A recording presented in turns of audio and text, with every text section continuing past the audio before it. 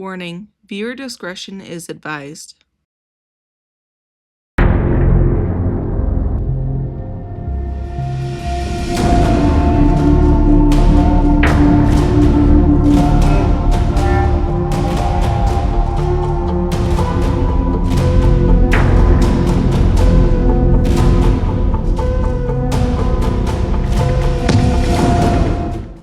Hi friends, welcome to Meals to Unalive For, and usually it'd be a true crime episode, but this is the Preston Castle Part 2.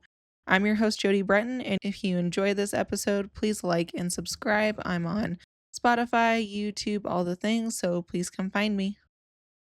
So if you didn't watch Part 1 of Preston Castle, I highly recommend you do so, just because that is the episode where I talk mostly about the history and some of the suspicious deaths and murders that happen. So if you want to hear about that, I suggest you go listen to the first episode. This one will be strictly on the paranormal experiences that me and my husband had when we did the paranormal investigation there, along with some of the things that have happened to our guides that were there. If that's your jam, stick around. If not, I will see you next week. Just for simplicity's sake, I'm going to break it down by each room and the experiences that we had in each one. There was quite a bit that happened. First off, I wanted to say that this was an absolutely phenomenal experience for us. I will definitely be going back and probably doing another paranormal investigation. Next time, I will definitely be bringing a night camera so that way you can see what's going on and I can detail this a little bit better. This is just essentially my recount of everything. So hopefully, in the next time, you guys can see what I'm talking about. The paranormal team was absolutely amazing. Our two guides were Shay and Jamie, and they told us to definitely let us know if we were going to come back, and we will definitely be doing that because I think we vibed fantastic with them. And honestly, I wouldn't mind being with anybody on that team. They all seemed like really cool people. So I think that that's a big part of it. As one of our guides said that night, a lot of times when you go into paranormal investigations, you make it what it is. And what I mean by that is that if you're open to speaking to things and you're not negative and you're trying to have an open mind overall, it's probably going to be a really good experience for you. But sometimes if you go in closed minded, you're not going to see as much. For instance, they split us up into multiple smaller groups. I believe there was 3 groups of 6, and my group experienced the most. According to our 2 guides, it was probably the most active night that they have ever had, and meanwhile, the other paranormal investigators who led the other 2 teams said it was one of the quietest nights that they had ever had. So, I don't know what the correlation was with that, or if they just wanted to talk to our group specifically. The vibes were just good that night. What I'm saying is that nobody can promise you everything on a paranormal investigation. It's a lot of sitting around and waiting, but I think that it was still a really cool experience for those people. First off, let's talk about the intake room. So this is a small room right before the plunge pool, and there's a long hallway that goes next to the plunge pool and the staff kitchen. So we were sitting in there for a little while, and we really didn't get much at first, but at some point we just all smelt bad body odor. Now, none of us smelt on that tour, I promise you. We had all been in close quarters at that point, and I had been around all of them, and I can promise you that nobody smelt bad. So we're thinking that maybe it was one of the boys or one of the staff members just passed on through because it was there and then all of a sudden it was just gone. So that was really interesting. One of our guides had said that multiple times someone had told her to leave. So that had happened to her multiple times in that intake room. So I was curious to see what was going to happen, but nothing really did in that room. Going down this hallway, one of our guides had said that at one point she had walked in and it was almost like a playback of a guard beating on a boy in the hallway. And she said that it was just a one time thing, like it was a loop going on. but I don't know if they're stuck like that. Obviously, it's not an intelligent thing, but she said it really broke her heart when she saw that. One thing that I also noticed is that when I'm walking down that hallway, I felt like I was being rushed, like someone was trying to get past me, like rushing me through the hall, walking right behind me, like irritated. You know, when someone's in a hurry and they're walking right behind you and they're waiting for you to move out of the way? That's the feeling that I got when I was walking through that hallway. To be honest, it was in the basement, the least amount of activity that we got all night. It was still something, but we got far more activity on the first and second floors. We went down into the playroom or schoolroom and we sat there for a little bit and we did have some communication with some of the boys down there. They confirmed that there was, I believe, 5 spirits down there. And we told them that they were safe with us and that everything was okay, that they could connect with us.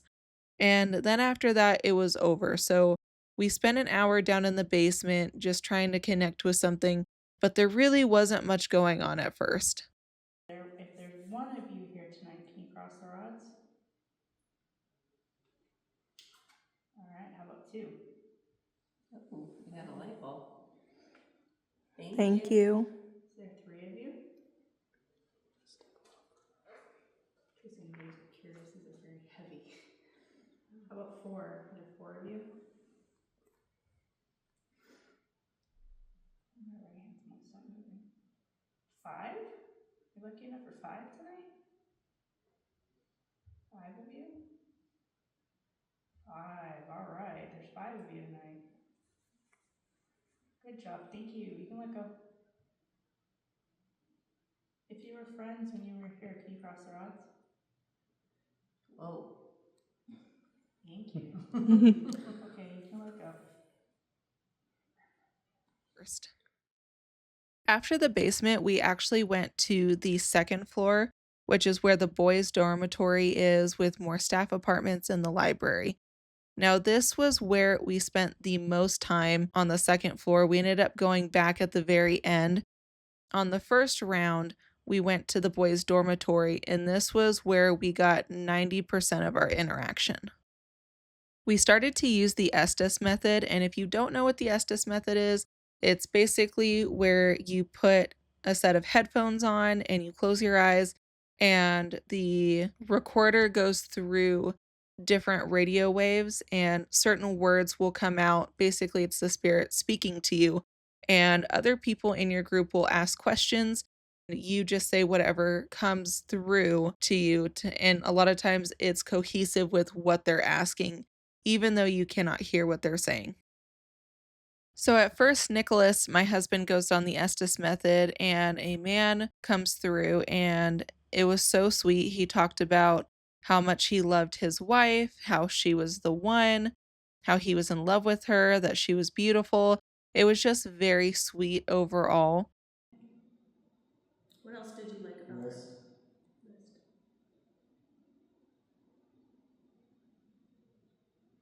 Image. You remember what she looked like? What color eyes did she have? If I can stand. Oh, sorry. What was her name? More. What was her name? Ben?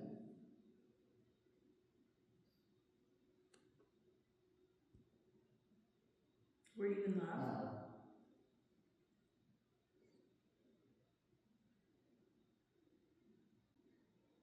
Did you want to marry her?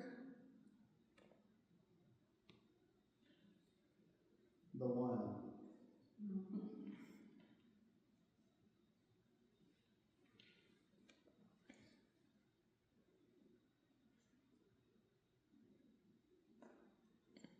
Great.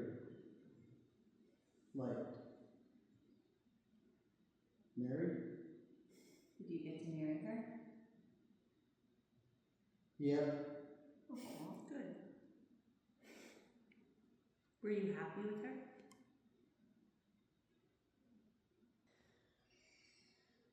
Do you not know how we can help you?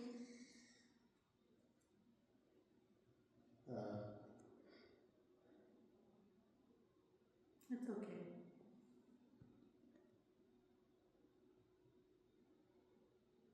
Are you stuck?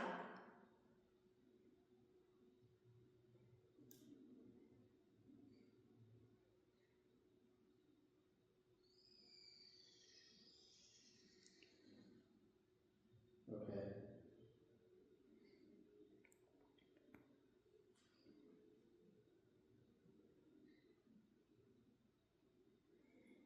I couldn't make it out that that was a sentence. It was just very fast. Can you say that again?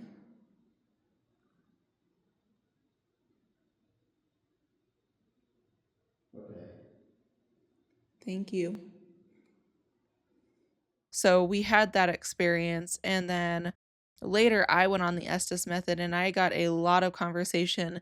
In fact, I had multiple people speaking and I had to be like, guys, one person at a time. I can't understand multiple people talking. When my fellow group members actually asked the names of different people, 3 different names came through. It was Ben, Nicholas, and Hugh. And what was crazy about that is that later on, when we went down to the museum and they had a list of people that had died at Preston, those 3 names were on the documents of people that had died there. So that was very, very compelling evidence for me. So, full transparency, I have a gift when it comes to the paranormal. I can't see them like a medium, but I can kind of feel the emotions, especially if they're strong in specific rooms. It's harder when it's outside, I guess. But when I was speaking to the boys, like, there was overwhelming happiness in there. Like, they were happy to speak with us. They did ask us to play ball with them, which of course we obliged. We had these little cat balls, and then we also had this larger rubber ball, and they specifically asked my husband by name to play ball with them, and then another group member that was named Steph. So that was also really compelling because it wasn't random names that came through. Honestly, it was just a really fun time hanging out with them and speaking to them, and the only reason I think we left at that point was because we had to move on and it was time to reconvene. So I thought that was amazing. I also want to add that down longer hallways, specifically down the hall for the boys' dormitory, there were multiple times that we saw shadow figures looking at us, especially like from the boys' dormitory, if that makes sense. So we were towards like the stairwell looking down the hall, and we would see a shadow figure and then it would be gone. My husband actually caught some sort of shadow figure sitting in a chair later on, but it's very hard to capture because I feel like they're there and then they're just not. But a lot of us saw it at the same time. So, we knew that we weren't exaggerating or making things up. So, after reconvening, we went over to the first floor. And the first area that we went to was the infirmary. When I first saw the infirmary, because we took a day tour just so that I could see everything and I could learn about the history.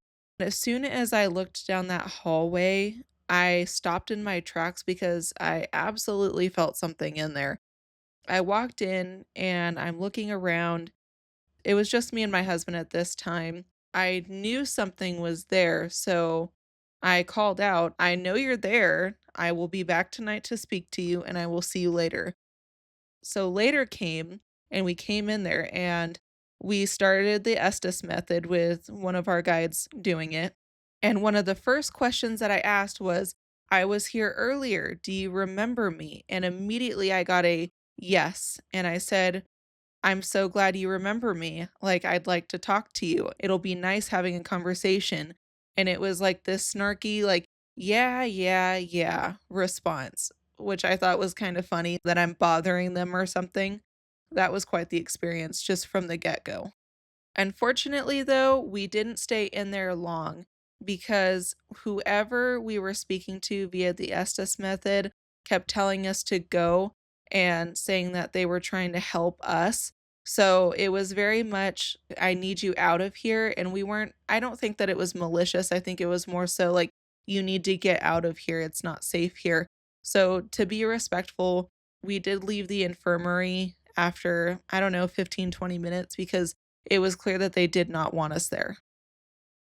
One thing that our guide did tell us is that every once in a while, she will go up there and she will smell freshly baked chocolate chip cookies, which is crazy because none of the kitchens are in function at Preston. So there's really no way for that to happen. And it's not just her, multiple people have smelt that.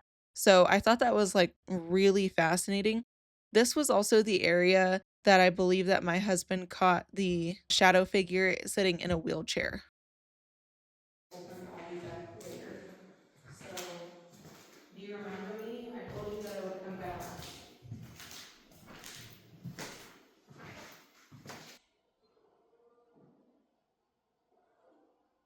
We gotta go. Why do we gotta go?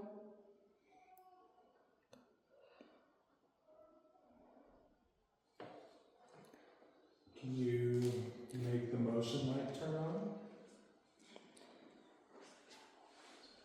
In the hallway. Yeah, that's right, in the hallway. Are you still here?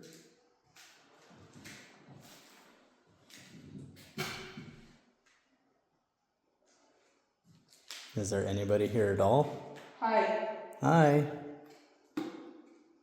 Can you tell us why you're here? viewing. Viewing? Something I can't make out. Visiting? You're visiting. Someone has injured. Are you having a hard time talking? Move. Move?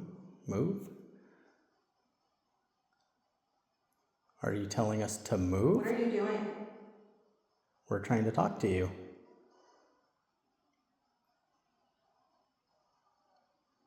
Back. Back what?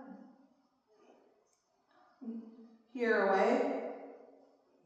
Move back away? From where? Go. You want us to go? I'm telling you. What are you telling us?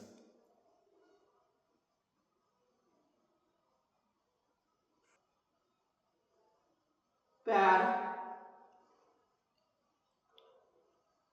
Help you. Would you like us to go to a different room? Under mine. Somebody's hurt bad. Go. Mm-hmm. That's 3 times now. Yeah. So the next place that we went was the staff dining room, and as soon as I walked in, I was overcome with just fear and anxiety, and it was almost like a secondhand panic attack. Like I knew it wasn't what I was feeling, but it was definitely something going on.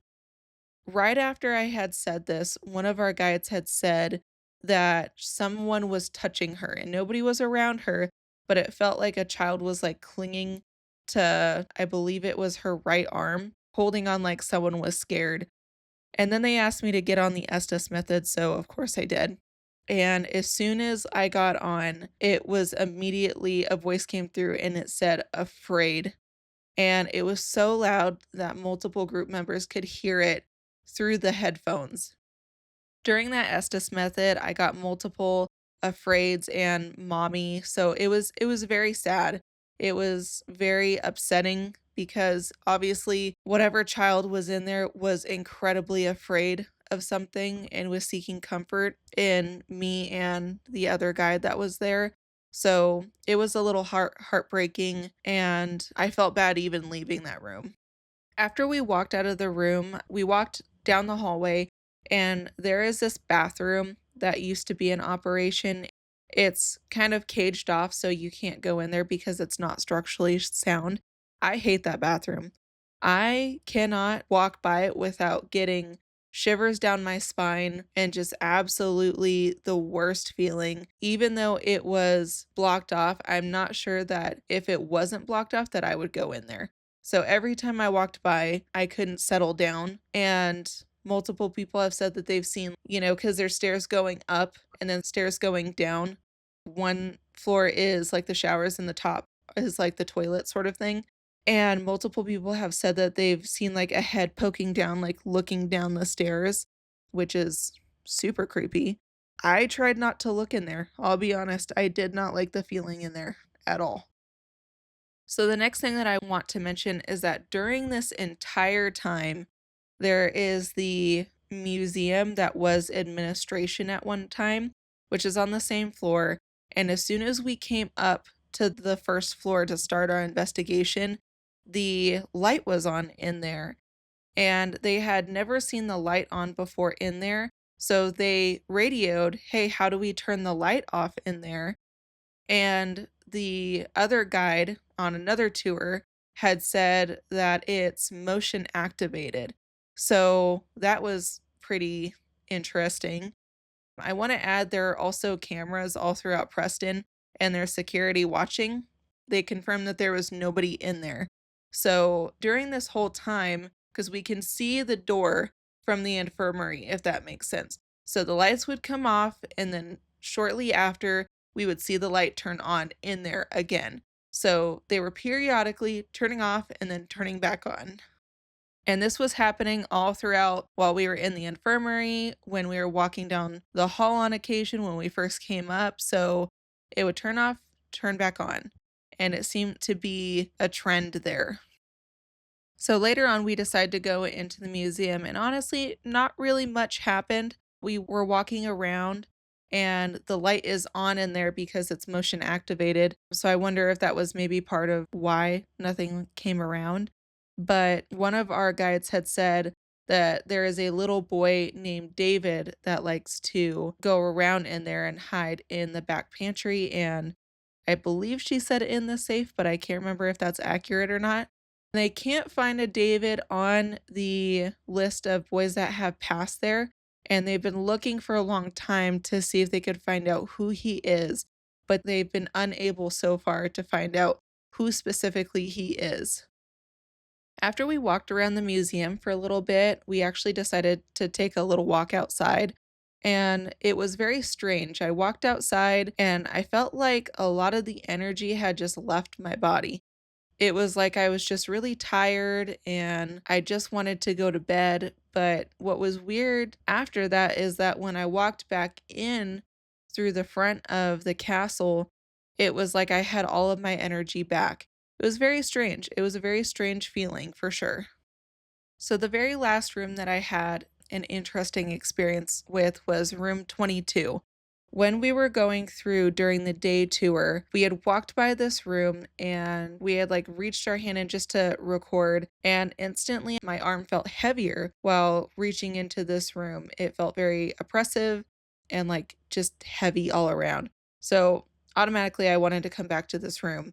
And some of the rooms you're allowed in, and then others you're not, just sometimes due to structural, sometimes it's dolled up so they don't want you messing with things in there, which I get. So we went back to room 22. It's a room that we cannot go in. You can kind of just reach your arm in. I like reached in and it felt even worse. And I'm standing there and it's just this really negative feeling. Clearly, whoever was in there did not want us there. And as I'm standing there, I get the sensation that somebody walked up like right to my face, and I smelt this bad breath automatically. I'm not the only one that smelt it. My husband smelt it, and another group member, I believe, smelt it as well. It was just really bad breath suddenly in my face. And immediately I was like, "I'm sorry, like, we're leaving. I won't disturb you again." But that was another really interesting sensation. I have never had a paranormal experience where I have smelt things, but that happened multiple times here. So after another break, we were able to decide if there was a specific place that we wanted to go again. And we all, as a group, really wanted to go back to the boys' dormitory since that seemed to be the most positive place that we went all night. So that's where we went. And as we're sitting down, I immediately smelt something sweet, and so did another guide. She said, "Oh, it smells sweet," and it smelled floral to me, and I said, "It smells like honeysuckle," and she's like, "That's exactly what it smells like." Again, I've been around these people all night. It does not smell like honeysuckle. If anything, it smells like nothing, and everybody's hot, and there's bats and obviously bat droppings. So there's really not a lot of good smelling things in there, but it was there for a few minutes and then it was gone. So we did try the Estes method again. We didn't get a lot of responses. One of the things that the boys did tell us was that their favorite food was chocolate. So, of course, I was like, I gotta make chocolate chip cookies later. We did get a couple little responses, but our guides did tell us that usually after midnight, everything drops off and the activity slows down. By then, this was almost 2 in the morning, so she was honestly just surprised that we were getting any responses at all. Either way, it was a huge win for us. Or why the boys in the kitchen were upset? The family? Hard. It's hard to push the ball. No? No? Can you push it for us? Cigarettes? Are you smoking cigarettes? I don't think anybody in yours got smoked.